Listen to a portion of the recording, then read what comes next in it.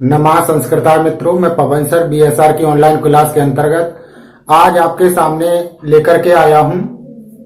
जो आपकी विभक्ति प्रकरण चल रहा है उसमें आज आप षष्ठी विभक्ति देखेंगे। कौन सी पढ़ेंगे? षष्ठी विभक्ति। ठीक है, तो सबसे पहले देखेंगे हम पहला सूत्र क्या है षष्ठी विभक्ति का। पहला सूत्र दिया गया षष्ठी से। क्या दिया गया? षष्ठी से। इस बात को याद रखिएगा अच्छे से। षष्ठी से का तात्पर्य है यानी कि शेष जो बचा है उसमें षष्ठी है। षष्ठी से का तात्पर्य क्या हुआ कि शेष जो भी बचा, अब क्या बचा ये भी तो ध्यान देना। क्या बचा? देखिए, हमने कर्ता पढ़ा, कर्म पढ़ा, करण पढ़ा, अपादान पढ़ा, संप्रदान पढ़ा, अधिकरण पढ़ा। ठीक है, जितने भी हम कारक पढ़ चुके हैं या जो अभी पढ़ेंगे, अधिकरण पढ़ेंगे लास्ट में, तो उसके अलावा जितना भी बचा, जितना वहां विधान हो चुका, होना था हो चुका, अब जितना भी शेष बचा वो आपका, वो सब किसमें आएगा? षष्ठी से, यानी कि षष्ठी विभक्ति होगी। ठीक है, यही यहां पर लिखा है। कर्ता, कर्म, करण, संप्रदान, अपादान और अधिकरण कारकों में तथा प्रातिपदिकार्थ में विभक्तियों का जो विधान कर चुके, इसके अतिरिक्त जो बच गया, इसके अतिरिक्त जो बच गया वही शेष है। क्लियर हो गया इतना? जो बच गया वही क्या है? शेष है। ठीक है, वो सब किस में आ जाएगा? अब जितना भी शेष बचा किस में आ जाएगा? आपका षष्ठी विभक्ति, यानी कि कह सकते हैं संबंध कारक। किसमें? संबंध कारक में। ठीक है, आशा करता हूं पहला सूत्र आपको समझ में आया होगा। चलिए, जैसे देख सकते हैं राज्ञा पुरुषा, राजा का पुरुष, संबंध है ना किसका? राजा का। तो काकी के, रारी रे, नानी किसमें होता है? संबंध में। ठीक है, इसके बाद गंगाया जलम, गंगाया जलम कहने का तात्पर्य गंगाया जलम यानी कि गंगा का जल। क्लियर हो गया? इसके बाद है दशरथस्य पुत्रा, दशरथ का पुत्र। ठीक है, इत्यादि और भी ऐसे बहुत से उदाहरण हैं। क्लियर हो गया? कोई दिक्कत नहीं है, बहुत बड़ी बात नहीं है।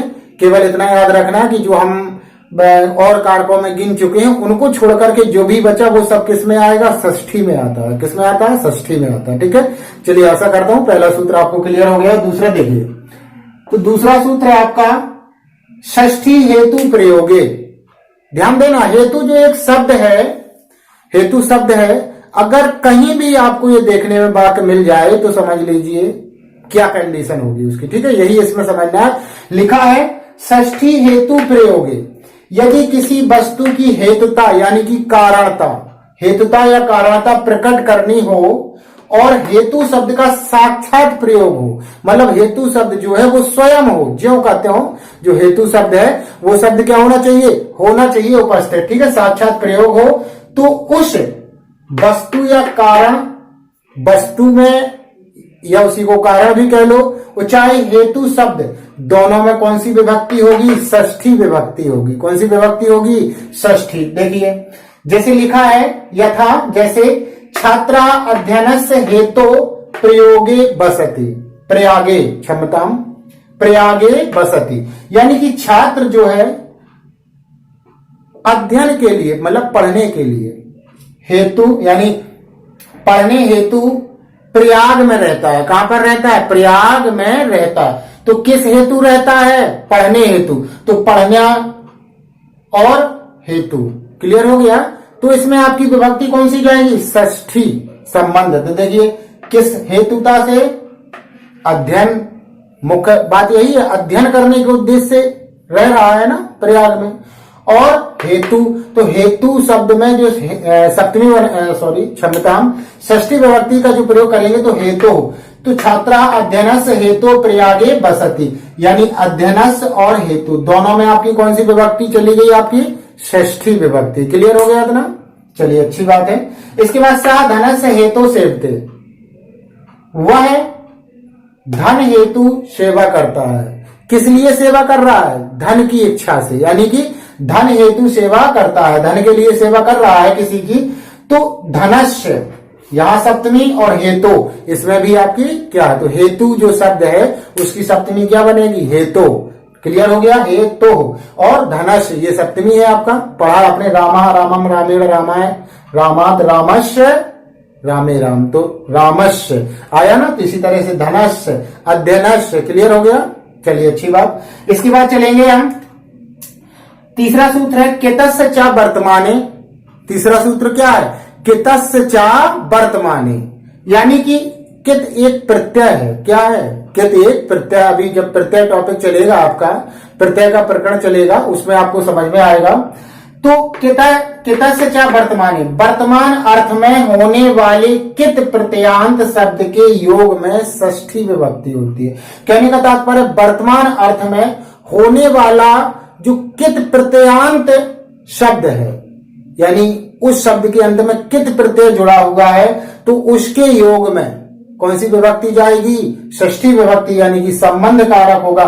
लेकिन वर्तमान अर्थ में, किस अर्थ में, वर्तमान अर्थ में। जैसे देखिए यथा लिखा है आपका, राज्ञाम पूजिता विद्वान, राज्ञाम पूजिता विद्वान, यानी वह विद्वान जो राजा के द्वारा पूजा जाता है। वह विद्वान जो किसके द्वारा पूजा जाता है, राजा के द्वारा पूजा जाता है। ठीक है, वह विद्वान जो राजाओं द्वारा पूजा जाता है, तो राज्ञाम पूजिता विद्वान। ठीक है, तो उस पद में कौन सी विभक्ति जाएगी आपकी, षष्ठी, यानी कि संबंध। ठीक है, इसके बाद देखिए, आशा करता हूं कि ये भी सूत्र आपको क्लियर हो गया होगा। और चतुर्थ जो सूत्र है, षष्ठी चा अनादरे। अच्छा सूत्र है बहुत, षष्ठी चा अनादरे। देखिए अनादर भाव प्रकट जहां पर हो तो वहां पर षष्ठी होता है। क्या होता है, कौन सी विभक्ति होती है, षष्ठी। देखो लिखा षष्ठी चा अनादरे, अनादर अर्थ प्रकट करने के लिए षष्ठी और सप्तमी, षष्ठी और लिखा है, अनादर अर्थ प्रकट करने के लिए षष्ठी और सप्तमी दोनों विभक्ति का प्रयोग होता है, षष्ठी का भी और सप्तमी का। ठीक है, जैसे लिखा है यथा, यथा में आपका बाल का नाम चंदना दुष्ट, यानी कि बालकों में चंदन दुष्ट है।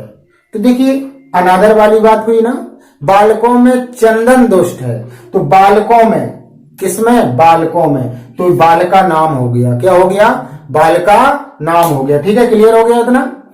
चंदना दुष्ट, चंदन दुष्ट है। इसके बाद पशु नाम श्रृंगाला मूर्खा, पशु नाम यानी पशुओं में, किसमें, पशुओं में, श्रृंगाला, श्रृंगाला का मतलब सियार कह लो या फिर भेड़िया कह लो। ठीक है, तो पशु नाम श्रृंगाला मूर्खा, तो पशुओं में जो भेड़िया है वो कैसा है, मूर्ख है।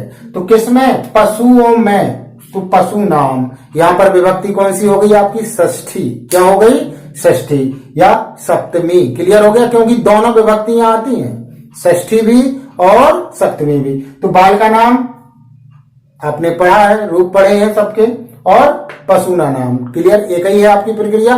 तो कहने का तात्पर्य आपका सप्तमी विभक्ति, सप्तमी विभक्ति। ठीक है, तो यहां पर षष्ठी भी विभक्ति और सप्तमी दोनों विभक्ति का प्रयोग होता है। क्लियर हो गया। अब कभी अलग से वीडियो बनाऊंगा कि षष्ठी का कब होगा और सप्तमी का कब होगा। अप्लाई दोनों होना है, षष्ठी भी हो सकती है और सप्तमी भी हो सकती है। ठीक है, तो वीडियो को ज्यादा ना लंबा करते हुए, अगर आपको वीडियो पसंद आया हो, वीडियो अगर अच्छा लगा हो, वास्तव में अच्छा लगा हो, तो सब्सक्राइब करें और दूसरों तक शेयर जरूर करें। और अगली जो अंतिम विभक्ति बची है आपकी, सप्तमी विभक्ति अधिकरण मैपे पर, उसमें मिलते हैं। तब तक के लिए जय हिंद, वंदे मातरम।